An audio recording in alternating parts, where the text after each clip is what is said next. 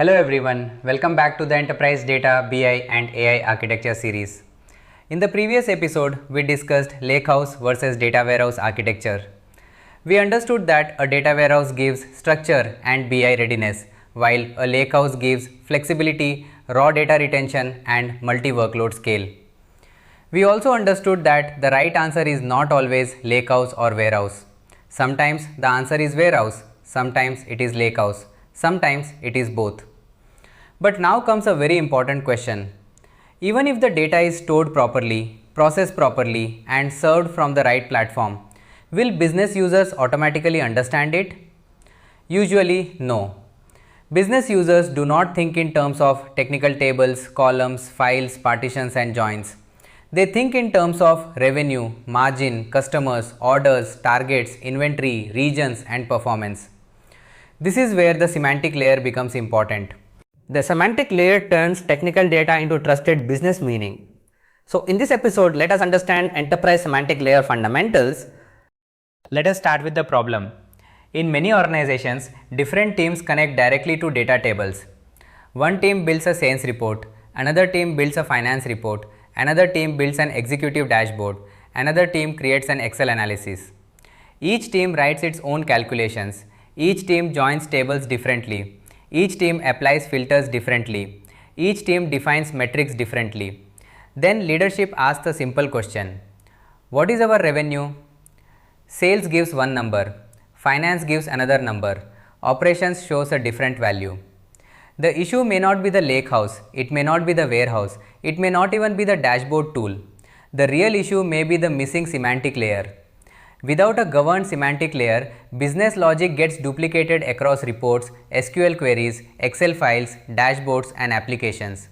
That creates confusion and weak trust. Let us define the semantic layer simply. A semantic layer is a governed business layer that sits on top of technical data. It converts tables, columns and joins into business-friendly concepts. For example, instead of asking users to understand sales header, sales line, customer master, product master, date table and invoice table, the semantic layer presents business entities. Sales, customer, product, date, region, revenue, quantity, margin, target achievement. The semantic layer also defines relationships. It defines calculations. It defines hierarchies. It defines security. It defines reusable measures. So, the semantic layer is not just a reporting dataset. It is the business meaning layer of the enterprise data platform. A semantic layer usually contains several important components. First, business definitions. For example, what is revenue? What is active customer?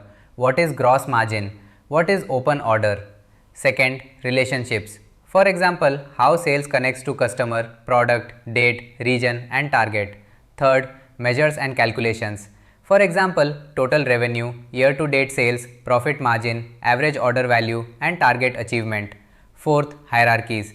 For example, year to quarter to month, country to region to city and product category to product. Fifth, security. For example, regional managers should see only their region. Finance users may see sensitive financial details. Sales users may see only customer-facing metrics. Sixth, governance. Which model is certified? Who owns the metric? Who approves changes? Which definition is official? Together, these components make the semantic layer reusable, governed and trusted. From an enterprise architecture point of view, the semantic layer sits between the data platform and the consumption layer. Below it, we may have a lakehouse, warehouse, data marts or gold data products. Above it, we may have Power BI reports, Excel analysis, embedded analytics, AI assistants, applications and self-service users. The semantic layer acts as a bridge. The platform stores and processes the data. The semantic layer gives business meaning to that data. The consumption layer uses that meaning to support decisions. This is why the semantic layer is so important. If this layer is weak, every consumption tool may recreate its own logic. But if this layer is strong, many reports and tools can reuse the same trusted definitions. This improves consistency, governance and trust. Let us take a simple example, revenue. At first, revenue sounds like a simple metric, but in enterprise reporting, revenue may have many business rules. Should revenue come from orders or invoices? Should cancelled orders be excluded? Should returns be deducted? Should discounts be included or excluded? Should tax be included? Which currency should be used? Which date should drive the report? Order date, invoice date, shipping date, posting date? Should internal sales be excluded? Should only posted transactions be counted? Now imagine different teams answering these questions differently. That is how different reports start showing different revenue numbers. The semantic layer is where this definition should be controlled. Once revenue is defined properly, reports can reuse the same metric instead of rebuilding it differently every time. In BY architecture, the semantic layer is extremely important. A strong semantic model can feed multiple reports. For example, one certified sales model can support an executive dashboard, regional sales report, product analysis, customer analysis, and mobile dashboard.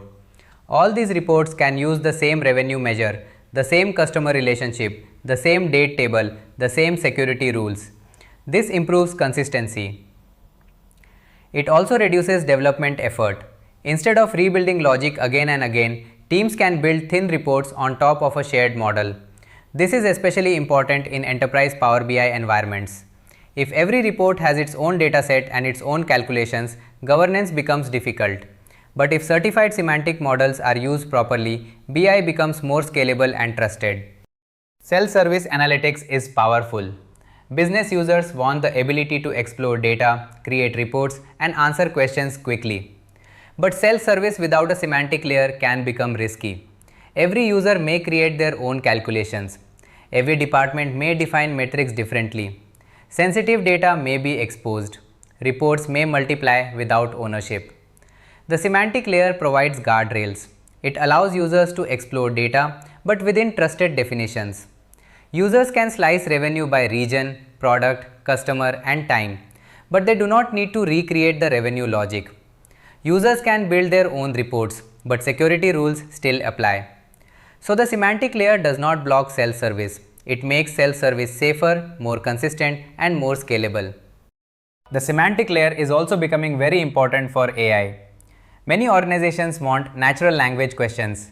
They want AI assistants. They want co-pilots. They want agents that can answer business questions.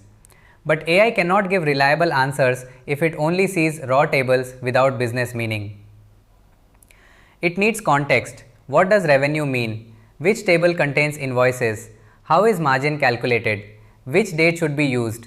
Which user is allowed to see which region? Which measure is certified? The semantic layer provides this governed business context. It helps AI understand business terms, metrics, relationships, and security boundaries. So in modern enterprise architecture, the semantic layer is not only for BI, it is also a foundation for trustworthy AI experiences. This is an important bridge to future AI architecture modules. One practical pattern in enterprise BI is the use of shared semantic models and thin reports. A shared semantic model contains the data model, relationships, measures, security, and business logic. A thin report contains mostly visuals, layout, filters, and user experience. This separation is very powerful. If a measure needs to be corrected, it can be corrected in the shared model. All connected reports can benefit from the same correction. If security rules need to change, they can be managed centrally. If a new report is needed, developers can build it faster because the model already exists. This approach improves governance, consistency, and productivity. It also supports a more scalable BI operating model. There are a few common mistakes in semantic layer design. The first mistake is duplicate measures. Revenue, margin, and customer count may be created differently in many reports. The second mistake is unclear definitions. If no one agrees what a metric means, the report cannot be trusted. The third mistake is too many disconnected datasets. Each department may create its own version of the model. The fourth mistake is putting business logic inside visuals, report filters, or Excel files. This makes logic difficult to find and govern. The fifth mistake is no ownership. Every certified model should have a business owner and a technical owner. The sixth mistake is no certification process. Users should know which models are official and trusted. A semantic layer is successful only when it is governed, owned, reused, and understood.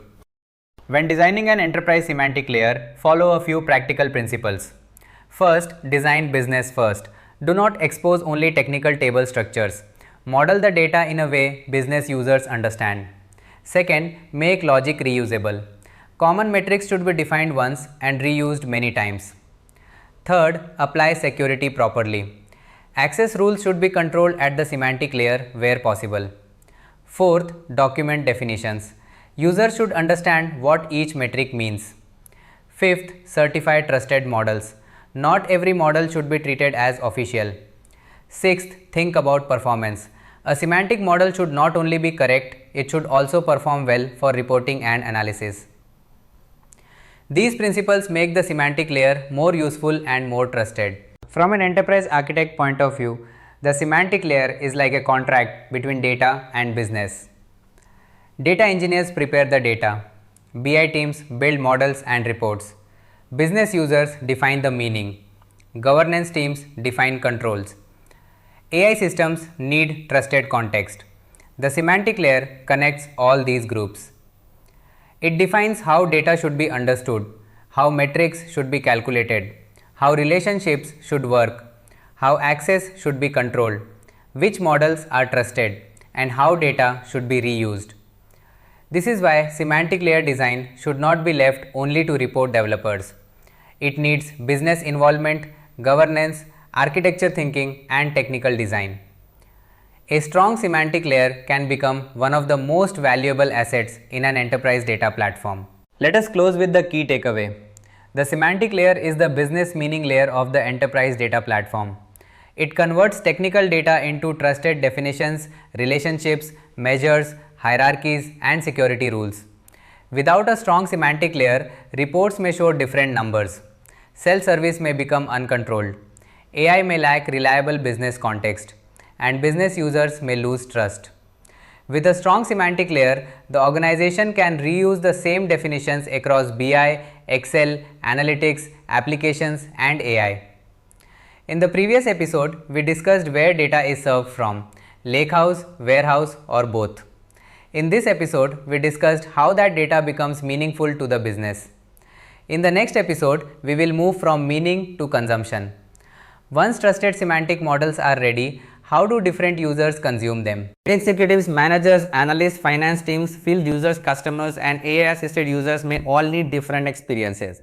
That is what we will cover in episode 1.10, Enterprise BI Consumption Patterns. Thank you for watching, and I will see you in the next episode.